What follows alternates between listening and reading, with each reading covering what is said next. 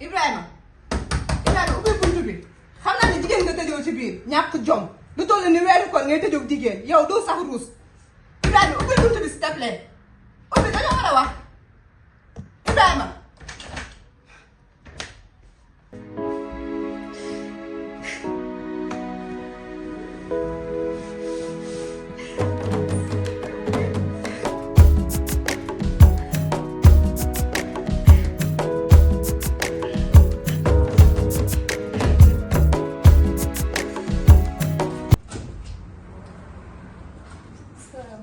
waaleykum salaam. waaye yow da nga def. yaa ngi si jàmm. waaye yow sa col ko gii ci weeru koor bi nag. daal daal. jawri loolu andiwuma fi de dama am problème moo tax ma ñëw fi. lan mooy sa problème. jawri maa sama copain bi dañoo am problème. problème bu lan.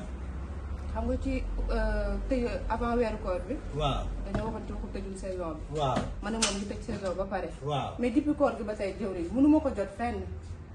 te li ci gën a pur mooy dama dem këram di ko seet fëgg ba sonn jëlu ma nangu maa ubbil bunt bi ma defaat demi tour ñëw fekk ko moom beneen jigéen ñu tëju ci biir jëri loolu neex na ci xool.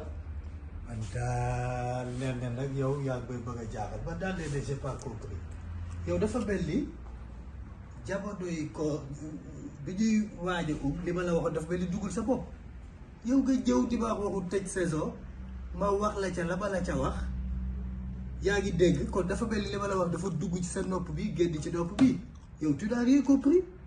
jëriñ ju nekkuñ di wax waxu tëjuñ ko de jëriñ ki dama ko bëgg la ma la waxoon ca te boo ko bëggee da ngeen di dem ñu maye leen sa copain boobu loolu bu def mooy dëgg li mu def mooy diide. li mu def mooy dëgg te mu tëju beneen jigéen ci biir néeg. waaw loolu moom c'est autre chose mais weeru koor bu jotee ji nga xam ni dañoo bëggante te sëy alxayri jibagul ci seen diggante mais jooju dañu war a am distance jooju waruñ di jegeyaatoo parce que seytaane dafa bëri doole diggante góor ak jigéen dañ koy misaal ci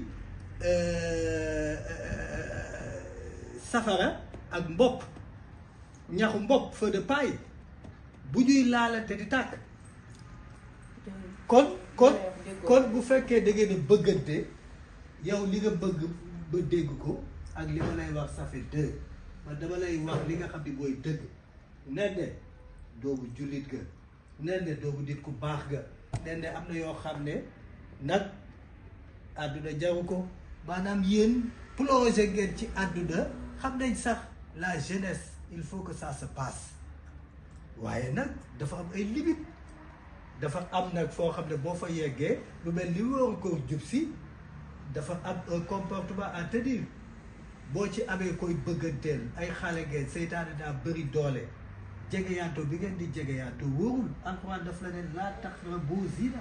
mais jegeyanto il faut s'éloigner de l'objet de la tentation. ñun ñaar ñëpp la neex jawriñ. yéen ñaar loolu leen neex nag mais mënuma toog 30 jours. loolu xamante leen ne neex du ma ko gis te loolu mu nekk jawriñ. yow boo ko gisul ci 30 jours yi lan ngay def. jaral na ma xaru mais dama ko gis ci 30 jours yi. yow tu as un problème. amul benn problème yow dama ko bëgg. nen sama problème xam nga lan la bëggee amul leneen. yow xam nga déjà melokaan bi nga amee état bi nga nekk boo gisante waa ji mën ngeen a ñaaxu mën naa xew wala ngeen rayante sax kon li waa ji def sori la ci weeru koor wi booy li gën.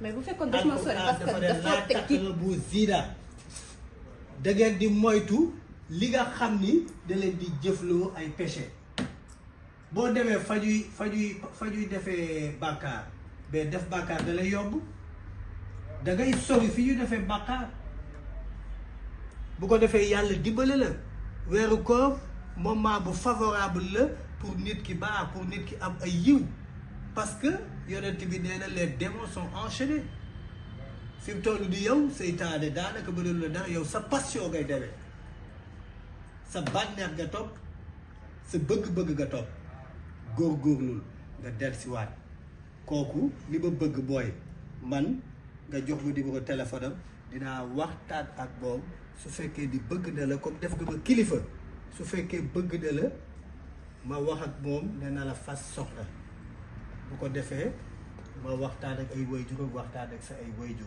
parce que c'est ce que je te conseille li ma bëgg mooy nga dal dellu sa kër danga woor bul yàq sa woor. dellu sama kër moom mënu nekk lan nga jëwriñ il bëgg faut ma gis ko il faut que ma gis ko tey. foog nga nangul ma nag li ma bëgg. déedéet jëwriñ waaye dama ko bëgg a léegi gis. ce qu'on va faire léegi man dinaa dem jéem ko gis waxtaan ak moom xamal ko ne ko moom it def na jëf ju ñaaw lu toll li weeru koor mu tëju te yow sax yaa ngi daan mu tëju jigéen yow tijjuwul bunt bi donc xamuloo lu mu dekkee ca biir yow waxu jigéen ju fiir ngay wax. waxu jigéen ju fii si dama ko dégg. voilà bu baax yow yaa ngi naan yaa ngi fekk ko mu nekk ak jigéen nga waxaat dama ci am ay preuve. quelle est ta preuve.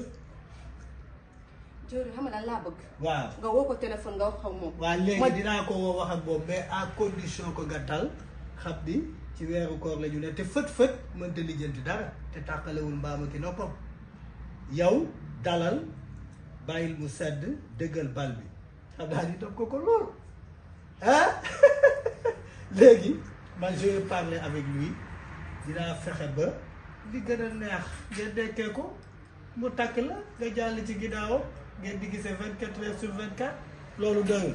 mais li ma takk bi ak li ma bëgg nii. loolu neex na wala neexul. neex na mais il faut nga wax ak moom. dinaa wax ak moom waxal ak moom tekki bu ngeen bëggee sama may leen ci weeru koor. Kon jeex na dinaa wax ak moom incha allah dégg ok léegi demal sa kër boo demee nag nga changé sa accoutrement waxoon naa la jamono yële ne la col que koor dafa am lu ñuy solo weeru koor. góorgóorlu boo bëggee rek ma defal li nga bëgg nag may defal li ma bëgg dégg nga d'accord.